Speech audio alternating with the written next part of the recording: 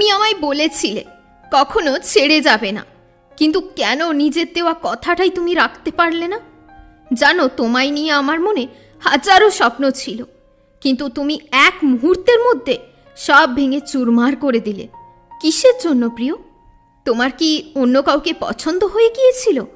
যদি হয়েই গিয়ে থাকে তবে আমায় একটাবার বলতে পারতে, আমি নিজে থেকেই তোমার জীবন থেকে সরে যেতাম। তোমায় এতটা কষ্ট করে আমায় কষ্ট দিতে হতো না। আমি তোমায় ভালোবাসি, তাই কখনোই তোমায় জোর করে নিজের কাছে বেঁধে রাখতে পারতাম না। কারণ আমি জানি প্রিয় মানুষগুলো কষ্ট দিলে কতটা কষ্ট হয়। তুমি আমাকে আপন ভাবা ছেড়ে দিয়েছ, কিন্তু আমি তো ছাড়িনি। আমি তো এখনও তোমায় শুধু আমার আপন মনে করি, আর তাই হয়তো বারবার কষ্ট পেয়ে যাই।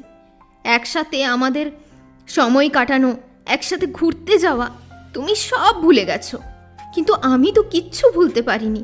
আমি কখনো তোমার কাছে কোনো কিছু চাইনি, শুধু চেয়েছিলাম অফুরন্ত ভালোবাসা। সেইটুকুও কি তুমি দিতে পারলে না? আমার চাহিদাগুলো ভীষণ ছোট। তুমি যদি আমার চাহিদা পূরণ করতে পারছো না, তাহলে হয়তো এখন যে তোমার প্রিয় হয়েছে তাকেও তুমি একদিন হারিয়ে ফেলবে। কারণ একটা সম্পর্কে তুমি কিছু দিলে তবেই পরিবর্তে তুমি কিছু পাবে।